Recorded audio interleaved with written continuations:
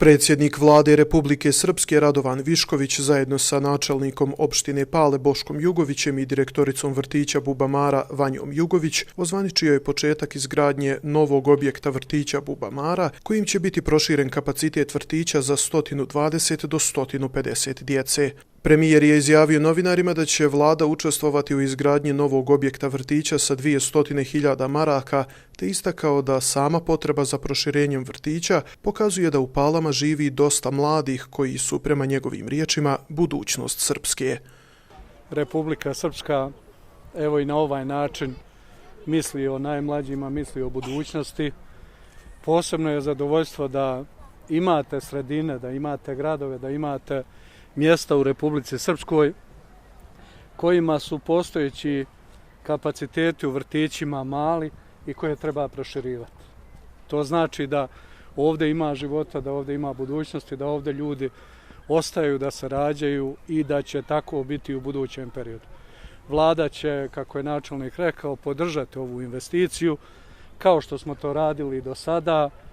Ne želim da govorim o novcu, ali samo ću reći da u posljednjih 10 godina puno para je uloženo u sadržaje vezano za ovu lokalnu zajednicu, prije svega od Olimpijskog centra Jahorina, o sadržaja u samom gradu.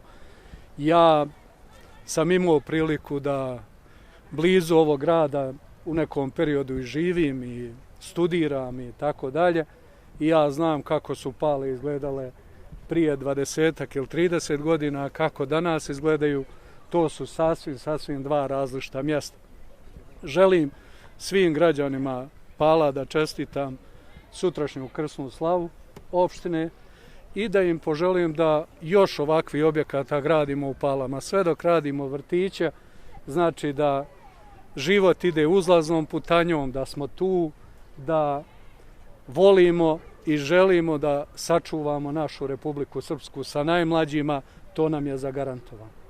Načelnik Pala Boško Jugović rekao je da opština nije imala dilemu kada je ulazila u ovaj investicioni projekat, te istakao da je ovo do sada najljepši projekat urađen za vrijeme njegovog mandata. Mi smo odvojili svoja sredstva da uradimo kompletan objekat po sistemu ključ u ruke, a vlada je opet iznašla mogućnost, ja im se zahvaljujem, da sa dodatnih 200.000 konvertibilnih maraka pomogne vanjsko uređenje i pristupni put, što će omogućiti da se na ovu lokaciju dolazi bezbjedno, prije svega da ima dosta parking mjesta i svega ostalog. Ja se nadam da će on zaista služiti svrsi svima njima na zdravlje, sreću buduća pokolenja i što bi najviše volio da ako bude trebalo i dogodne gradimo nove vrtiće, što znači da će se djeca rađati, da imamo natalitet i u svakom slučaju da oni ostaju ovdje. Ovo je jedan od najljepših projekata u toku mog mandata, jer raditi nešto za buduća pokolenja svakako velika sreća i čast svakog od načelnika, meni je to posebna čast. Direktorica vrtića Bubamara Vanja Jugović zahvalila je vladi Srpske i opštini Pale na izdvojenim sredstvima za izgradnju novog objekta koji će, prema njenim riječima, usrećiti i roditelje i mališane u Palama. Veliko je zadovoljstvo kada nakon 30 godina imate jednu ovakvu investiciju u Palama koja će da zadovolji veliki broj naših roditelja prije svega koji već dugo godina čekaju mjesto za svoje dete pod našim krovom. Ovo što vam mogu reći za novi objekat jeste da je on dimenzija 550 metara kvadratnih, da će se u njemu nalaziti 5 radnih soba za naše mališane i smatramo da će nešto preko 130 djece moći da borave pod tim krovom uzrasta od 6 mjeseci do 6 godina. Želim stvarno svima da se zahvalim. Ja vjerujem da su i roditelji vrlo radosni što se ovako nešto gradi u našem malom mjestu.